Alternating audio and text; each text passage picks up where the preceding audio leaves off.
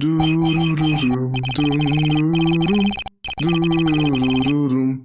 Gameheads, this year has its fair share of mobile gaming action, from delectable, nice, unexpected releases to downright disappointing entries. And today we'll be talking about the very best amongst the pile. And as usual, the emphasis will be on offline games. So come on down, strap in, and follow along as we discuss the best offline games of 2024 so far. Do bear in mind that probably all of them will be paid because that's where you see most of the high quality ones.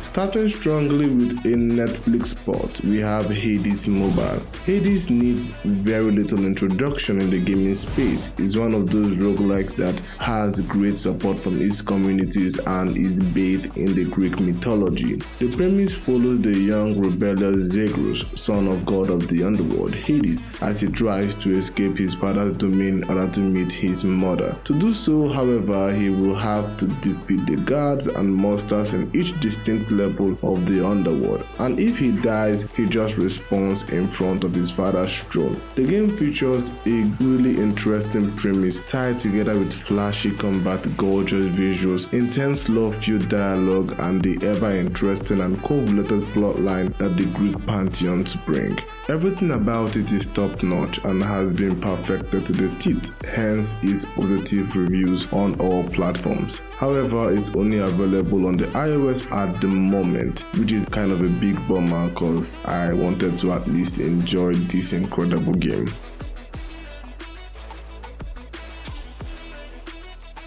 Potion Permit is next, a Stardew-like cozy town simulator where you play as a doctor from the city transferred to a mysterious, cut-off and secluded town to help the town folks with their ailments by, you guessed it, brewing potions. It also features elements such as crafting, foraging and combat, immersing you in a beautiful world full of eccentric, lively characters, which you can develop meaningful relationships through interactions, unlocking dialogues and storylines in the process. The potion crafting and diagnostic mechanics fits well with the entire premise, and the fighting animation and exploration isn't half bad either. The title Stardew Valley clone that was initially attached to it when it was first released is no joke. While it may not be as interesting or captivating as Stardew Valley, for me, it is worth the trouble. Supported by Playdigious, a developer known for their expertise in porting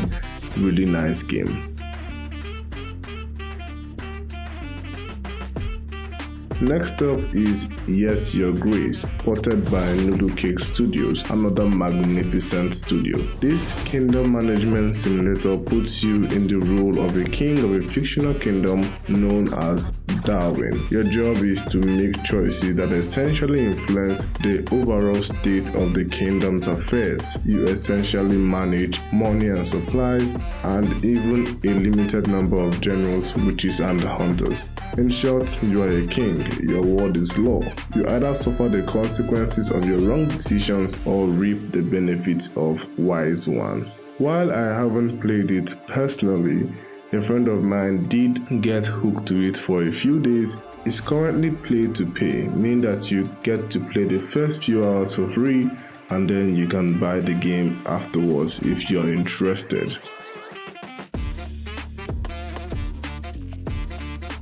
Strange Horticulture is next, a strange management puzzle occult title where you play as a horticulturist in a small quaint town of Undermere, using the strange yet powerful plants found in the local fauna to solve the problems of your customers, uncovering a cult classic mystery surrounding the entire town in the process. It's a really good looking game with an interesting premise, supported by its store management card style gameplay, which of course automatically grabs my interest. It's available on both Android and iOS, and it's paid as usual.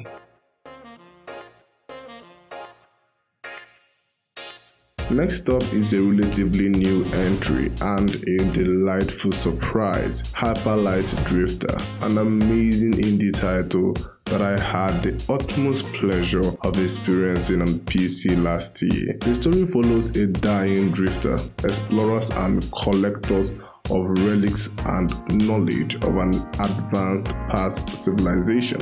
Haunted by an unrelenting disease, he is tasked with traveling further into the lands of buried time, hoping to discover a way to get rid of this vicious disease. The game captivated me with its unique art direction. There are no dialogues, only beautiful music and art pieces to tell the story. The combat is captivating, sleek, smooth and intense. The world is downright beautiful, rendered in colorful pixel graphics. I could go on and on about the game because of how much I enjoyed it. And seeing it finally on mobile is really, like I said, a delightful surprise.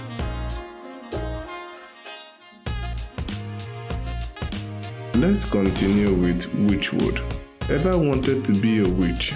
If so, that's some crazy wish, but Witchwood really does fill that spot, at least tries to fill that spot. A game where you take on the role of a god-favored spellcaster, awakened from her slumber by a goat familiar and on a quest to discover the mystery of the sleeping maiden in her basement, while solving the issues of those around her, either through potions or through curses. My experience with this one has been memorable. The list of spells in my cookbook are many, the stories told sublime, and the main character a funny, cranky old witch. I hope she doesn't hear that. The controls may be a bit clunky at times, and I have had my fair share of crashes here and there, but the impressionable love-filled world rendered in water-style color graphics keep me coming back. It's a great game, a less difficult, more colorful Dawn Staff, and a memorable one at that.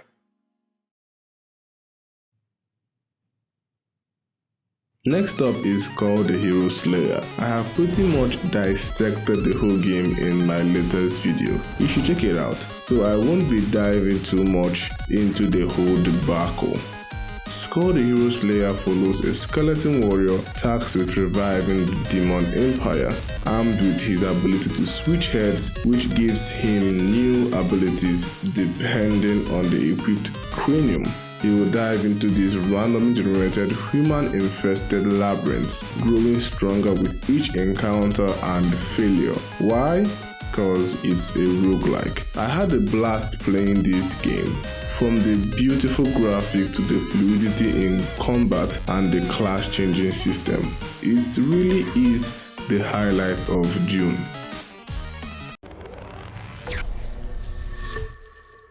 You know I can't technically finish this list without talking about an iOS exclusive port. Those have been cooking lately. And that leads us to Assassin's Creed Mirage, the surprising complete port of the latest Assassin's Creed title, playable only on iOS and requiring the A17 Bionic or something similar. Like I said, it brings the whole Assassin's Creed Mirage experience unadulterated, with gorgeous console graphics, cool-ish combat, an okay story for an Assassin's Creed game, and all the whole bandwagon. What more can I possibly tell you? It's literally Assassin's Creed Mirage for your mobile phone.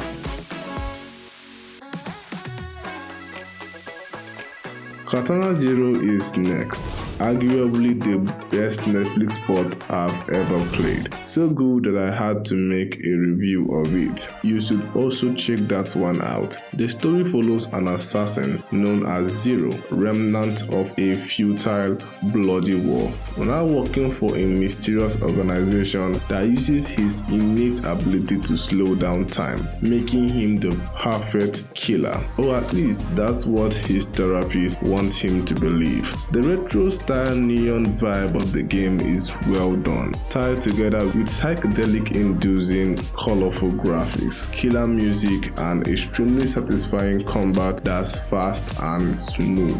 The story is also full of mystery, with multiple endings influenced by the decisions you make during your playtime. It's definitely a must try, even if you don't like Netflix subscription games.